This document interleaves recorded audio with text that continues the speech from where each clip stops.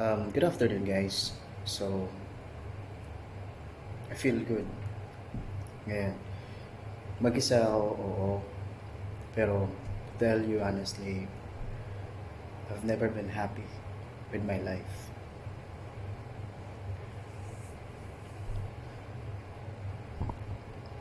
Kahit pala mag-isa tayo, achievable pala yung maging totoong happy tayo. So, kanina, kasi palagi akong napapanood sa TikTok yung ang sarap daw sa feeling na mag-walk ka nang walang anumang music. Kasi normally, pag nag-music ka or nag-walk tayo or nag-jog tayo, preferred natin na lagi tayo may pinapakinggan. So, trinay ko yun kanina. Nag-walking ako. So, pinili ko usually yung lugar na gusto ko na walang dumadaan masyadong sasakyan. Maraming maraming puno, may manadaanan kang mga tubig. So, um, mga 1 hour din siguro akong naglakad. So, habang naglalakad ako, ang dami kong naisip since the time na after yung COVID journey ko, I've realized na I'm a different person already. May ibang tao na ako kasi dati parang hindi mo mapaniwalaan na sinasabi ng iba, the old me died and I was born again. So, nung naglalakad ako, na-realize ko ang dami ko palang changes na. So, kung ikukumpara ko yung sarili ko sa dating ako, sobrang I am way better than before. The way I think, the way I deal with people, the way I deal with depressions, the way I deal with anger. O nagagalit pa rin naman ako. Pero hindi na yung dati na as in agad-agad. So, may sometimes na kaya ko na kontrolin at minsan iniintindi ko yung mga bagay or mga pinagdadaanan ng tao bago magsalita. So, from the time na God saved me, ang daming ginawang pagbabago ni God, ang dami niya ding blessings na binigay niya sa akin na hindi ko kayang isipin na deserve ko.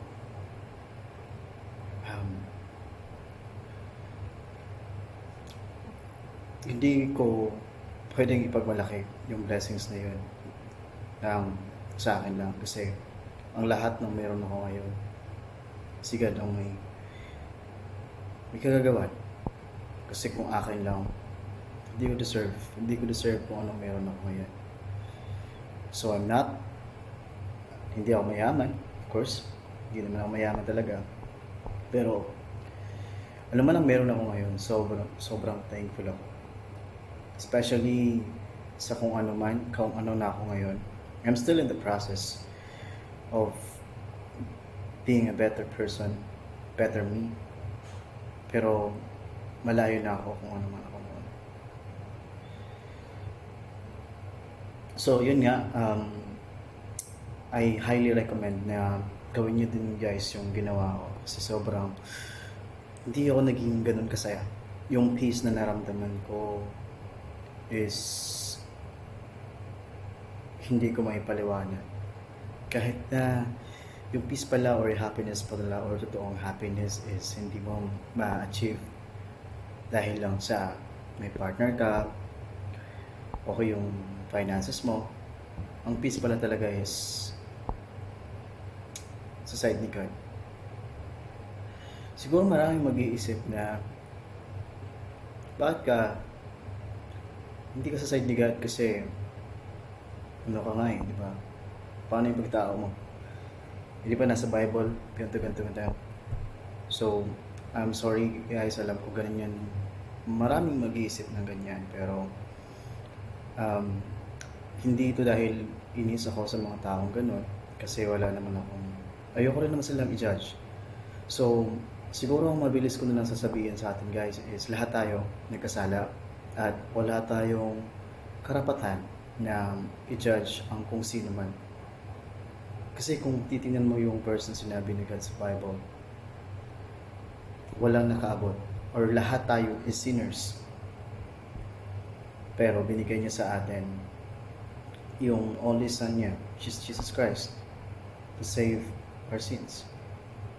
So, yeah, we all deserve God's love. So, instead of tingnan yung mga tao, yung mga pagkakamali ng ibang tao, guys, yung pagpupuna. Kasi, the more lang tayo nagkakasala, imbis na na-fix natin yung sarili natin, imbis na yung sarili natin yung tingnan natin kung ano yung may improve natin, tinitingnan natin yung iba. So, mas lalo lang tayong nagiging bad guys. Hindi ko sinasabing good ako.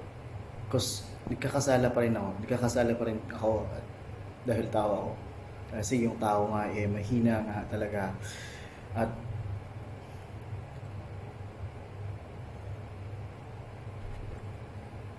I'm not proud na patuloy akong nagkakasala. Pero I will always say sorry and ask for forgiveness every time I do that. So, bakit hindi na lang tayo maging kind kung kaya naman? Bakit hindi na lang yung love, yung pairalan natin instead of magsabog tayo ng hate, pumuna tayo ng tao. We're not perfect guys. Walang perfectong tao. So, tama na. Masyado nang maraming hate sa buong mundo. Huwag na natin dagdagan. Kasi the more na ginagawa natin, galing magiging magugulo yung buhay natin. Hindi natin nararamdaman, lalo tayong nahahatak sa side ng kasamaan. So,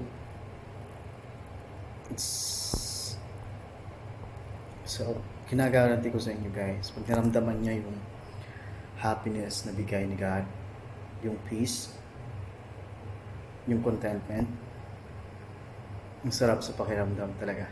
Napakasarap na hindi kayang ibigay ng partner mo, hindi kayang ibigay ng family mo. Sigad lang. Oppressions to come. Hindi lang sa mga taong nasa paligid mo, kaibigan mo, hindi mo kakilala, kahit sa family mo. Pero kahit man mangyari yon, instead, I'm praying to God na ma-achieve ko yung part na kahit na maraming nagagalit, maraming nagsasabi na masama, maraming nagda-down sa akin, don't believe me. Instead of talking negative or be angry or feel bad, pinipray ko kay God na sana dumating ako sa point na yung love yung pairalan ko sa mundo and understanding them. Kasi kaya naman tayo nagkakaganon dahil nga sa pagiging weak natin. So, kung ano yung mga binibigay sa atin ni God na free will is yun yung nagiging reason din kaya ginagawa lang natin yung tinatapon or binibigay sa atin ni Satan. So, well, we are all vulnerable sa pagkakasala. So, I want to achieve that attitude na instead of feeling bad, being angry, I want to pray for them. I want to pray for those people who keep on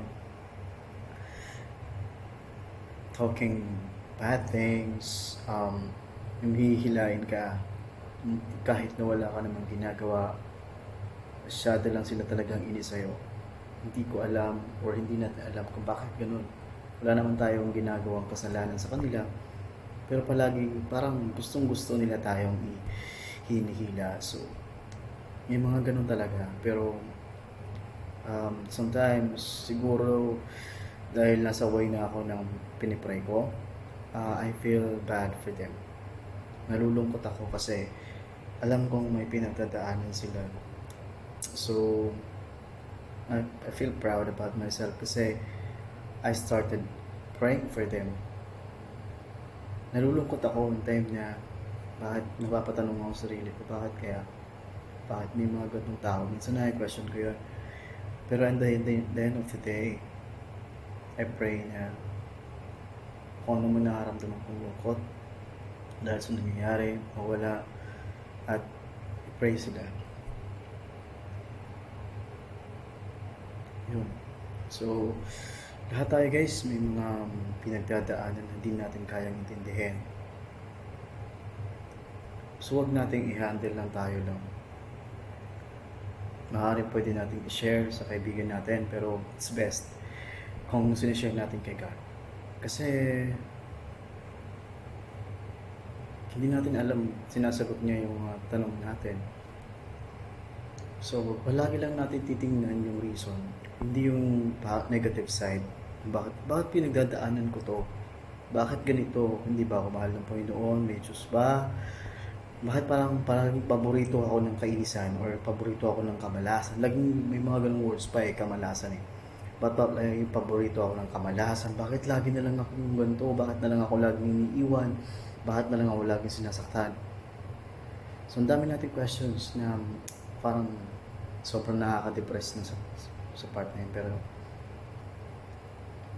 lagi natin isipin ng God's redirection, protection, and redirection. So, in my case, hindi palagi na akong iniwan. Of course, marami na akong naranasan and halos lahat yun is the same. So, whenever I try to pursue someone, I ask God to if that person is not for me, then please don't allow it. And and since that time, wala pa talaga. So, palagi na lang nangyayari is I'm rejected. So the first time I got rejected is sobrang akong down, bakit ganun? Parang nagyamayabang pa ako doon kasi sabi ko, bakit ganun? Dati naman hindi naman ako nanliligaw pero dumadating, di ba? Medyo may yumabang pa ako sa part na yun, pero ngayon, what I get is every time I attempt to pursue a person, I am being rejected. And I get I'm getting used to it every time. So every time may nag-reject sa akin, ayun na naman, okay. I'm sorry there, God, and thank you for not allowing this to happen. I'll just wait. And every time, and if meron na naman akong tao magustuhan, I'll make sure to pray before I pursue that person. And that person rejected me again, that's okay. Yeah. That's okay. Hindi dahil nire-reject ka, that means ipakapangit mo. Hindi ka kamahal-mahal, hindi ganun.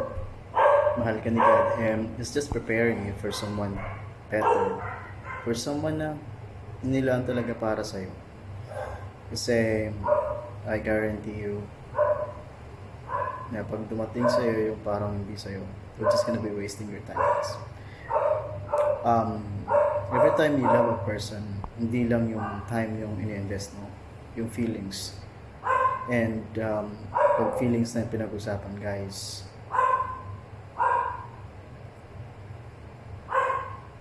there's a big possibility that kung ano man meron ka ngayon, you'll start over. Kasi every time nag-invest tayo ng feelings sa isang tao or sa kanya naman, di ba lagi nang sabihin, ingatan nyo yung puso nyo. Kasi pag nasaktan na naman tayo, kung sobrang vulnerable natin sa pain, mawawala na naman tayo sa focus, malulubog na naman tayo. So, Um, let's just enjoy the single life first. Growing more, growing as a person, and time will come. Be patient and just believe in God's time. Trust the process. Still, trust the process. In now 2 years since the day or since that day where we broke up, and kala ko noon pag 1 year na, wala pa rin akong jowa. Wala na, tatanda na akong single. Pero alam niyo guys, kahit naman dati parang sobrang down ako. Pag wala akong naisip, paano kaya wala na akong mga kasama sa buhay? Will take care of me. And then I realized, if it's meant to be, then be it. Kasi our home is not this world. Our home is with God. So, if there's no one, but I'm doubting, because I can feel it. There's someone God prepares for me. Okay, that's it. Thank you.